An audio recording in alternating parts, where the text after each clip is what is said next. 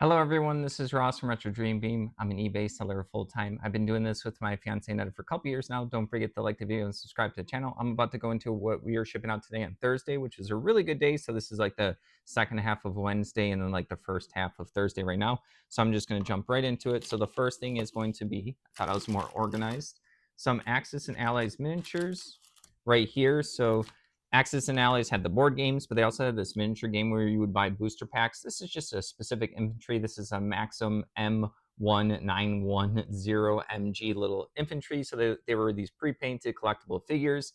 Usually I lock these up, but this time I wanted to try to do them separately when I listed these.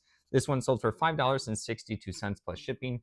Everything's going to be plus shipping. All right, next up is going to be something super rare, but I didn't get the full game. So this is Galactica, the board game right here, but this is specifically the Pegasus expansion. So if you get this expansion complete, it is like almost like a $300, $400, $500, $600 board game. No joke. I think it's because the board game is really good. There was lots of expansions made, and then the Fantasy Flight Games lost their like contract or whatever to be able to do reprints and stuff. So like because the game is really good and because expansions are usually printed less than a base game, it ends up to jack up the price. People love Battlestar Galactica. I played the board game once. My brother actually played. He normally doesn't play board games. It's such a good game. But yeah, right here is going to be the Pegasus expansion. These are, I think, 6 or 7 characters so they're character sheets. Got all their tokens, and I have the plastic standees minus 1 standee, but the expansion also has like a bunch of other bits and pieces. But still, I know that this game is rare, and anything from it is going to be super rare. So now someone can actually like add in these characters into their base game. Sold for $37.49. That's a lot for like some board game bits and pieces. All right, next up, I was talking about this yesterday. This is a Heroescape. So this is none of the miniatures with it. This is the 4th Massachusetts line right here. There's a lot of different rare Heroescape stuff. Some of them are like more common because they would be from the starter set. This is just the card right here.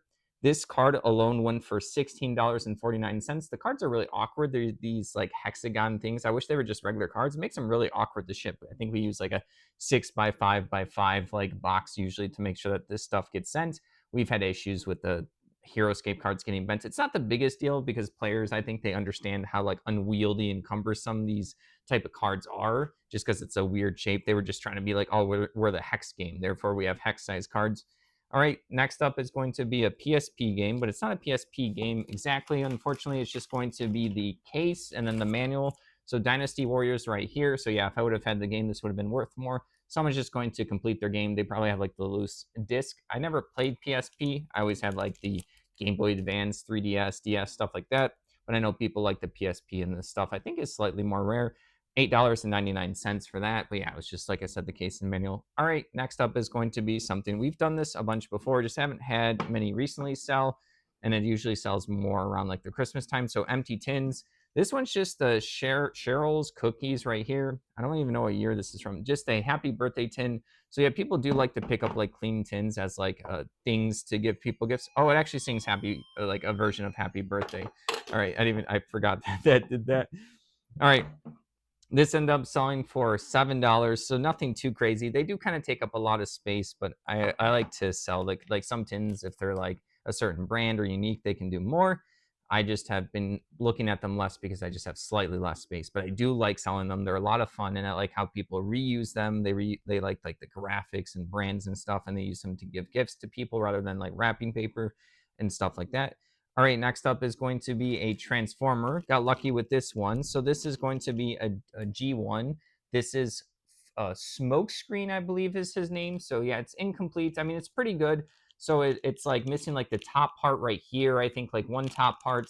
And then I thought I was missing the other door. But as I was going through the bits and pieces, I got this from my brother. He gave me a bunch of Transformer stuff. He had sold like the bigger pieces, the complete stuff a long time ago. And he likes to just do like mostly cards now. So he didn't want to deal with it.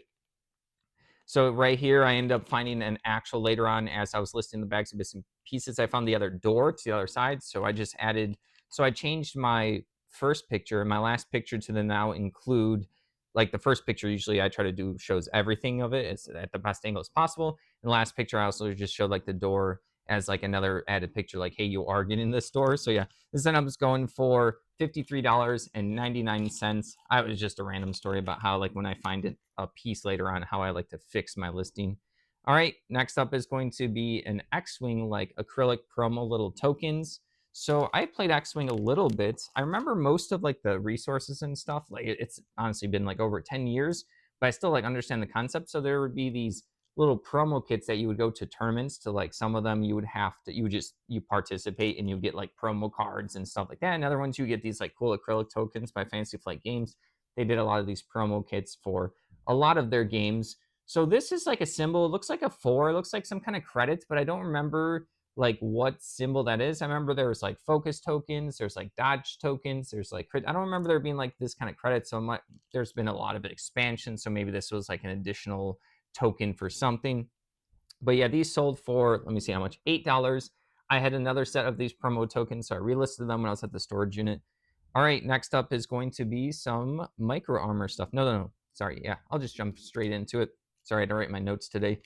Recording on a different phone right now. So we have these 3 micro armor little, they're like cargo jeeps or something where infantry sit on all the edges just to transport a bunch of people.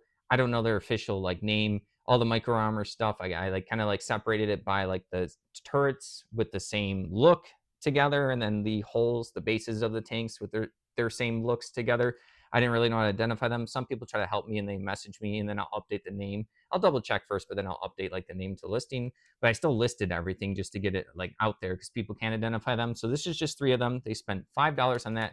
Nothing too crazy, but if I got $5 for every listing I did for the micro armor stuff, I get like $1,000 or $2,000. I had a bunch of listings. I know that sounds dramatic, but that is like the hope over a long period of time. And some of them sell for more than $5. All right, next up is going to be the Gundam cards from the 2005 collectible card game right here. This is a lot of 86. It was from a certain faction. This is actually the last lot of like commons, uncommons, rares I had for the game. And then I have about like 20 or 30 listed singles. This was super popular for Dead Card Game. This was the first time I got it. I got super lucky in an auction. I think I spent like $2 or $5 for like a box of it. I was like, oh, people like Gundam stuff. The card should do okay. They end up doing super well. This sold for $47.99. So I'm always going to be a lookout for that. There wasn't many listed in America when I was listing the Gundam stuff. If I really wanted to like squeeze the min-max the profits, I could have done each card individually. But I like to like lot up the commons and uncommons, and I look up like the foils, the rares, the promos, super rares. I do look into it, but yeah, I'm okay with the lots, and I sold a lot of them. That made up almost half of the price of all the auction stuff I bought at that auction. So like that was crazy for like just a small little purchase. You never know. Or I guess if you do know, it's awesome. So now I know that those are good. All right, next up is going to be the D&D cards. I wasn't recording at the time. I got about like, I think about like 8,000 or 10,000 of the D&D miniature cards. So it was a collectible game, Dungeons and Dragons. There was a bunch of booster packs. You would get cards with miniatures. I just got a bunch of loose cards. So I had the miniatures. So I organized them by like the booster set that they would come in. And I'd done really well with them. So yeah, these are just like the scraps that you guys are seeing at this point. But yeah, I've sold so many of these. This little pack of 19, this is from, I think it was like the Demon Web set or something. So yeah, this sold for $10 just for 19 of these cards. Imagine I got like 8,000 of the cards. That was like a big win for us. All right, next up is going to be this quad game from the 1960s. I like to pick up the vintage board games. A lot of people pass these up. These are pretty cool. There's always not, sorry. Sometimes there's not enough of them on eBay, so then I kind of get to pick the price point that I think it's going to be worth. So yeah, this is cool. And I also just think it's intriguing. These are like, I really like board games. So like something from the 60s is pretty cool. It's like 65 something years old. That's super cool. So it's like this little board game where you have these little like layers. It actually has these like plastic thing you set up, and then you're probably putting tokens and you're playing like a 4-dimensional like board game. Super cool. This ended up selling for, I think it was $24.99 for that. So yeah, this one, it's hard to tell with these games if they're like complete, because there's like, you just get the rule book. It's kind of like written poorly because it's from the 1960s. There wasn't all these like modern board games where in the rule book it tells you the components. So you just kind of got to do your best from the pictures. You got to look up online. You got to see other people's pictures. I just kind of figure it out. So I don't really talk about like complete or not complete with them, because like it's really hard, unless if there's like a fanatic that has it listed on like an old forum or something where they go, this is what is supposed to be in here. You kind of have to just show everything. But yeah, that looks complete and stuff to me. But yeah, $24.99 for that.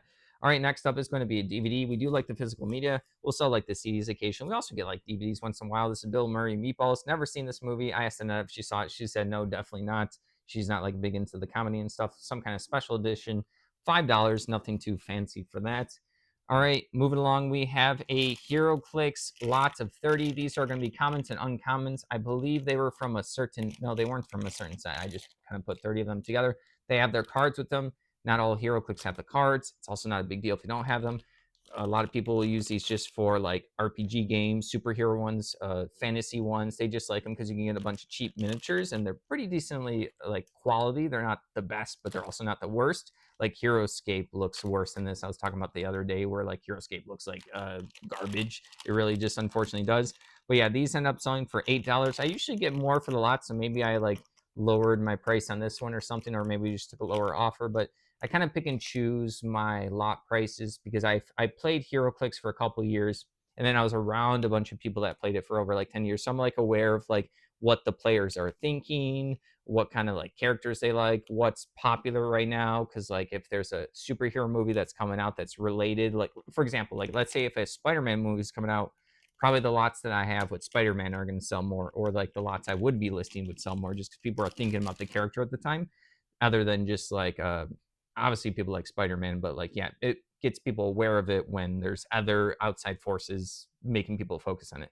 All right, that was a ramble. All right, next up is me, Edward. We've gotten these before. I don't fully know what they are. They're like these little like aluminum kits where you kind of craft something. I read this one when I was at the storage unit. I think you're gonna make like a little ejection seat for like another plane or something. This for a F-15C Eagle ejection seat for the Tamiya kit. So this is just like another accessory. I like to grab this stuff. I get it a little bit, but yeah, this ended up going for $16.49. So people do like to accessorize their model kits, miniatures. So I like to get the accessories because people do eventually pick it up. All right, moving along. I finally looked into this. I have a bunch of this. This is the organized, I always hold it upside down, organized play kit for season 0. This is by Parabellum.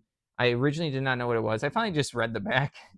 I originally just saw the back and I saw, so you get, this is a promo kit. So when you go to a like a retail store or something to play in events, you can earn sleeves for your cards. You can earn like other gadgets. There's tokens, kind of like these acrylic X-Wing tokens, but this is for a different game. And then this one has like a promo miniature, probably for the first place. So this is for a game called Conquest, and I think this is a game that kind of competes on like a Warhammer fantasy 40K level where you're going to have like trays of troops and then you're going to be battling other people, and a lot of the hobbies like picking what faction you want, painting up your figures. So this is a promo kit for it. I had another one, so I relisted it.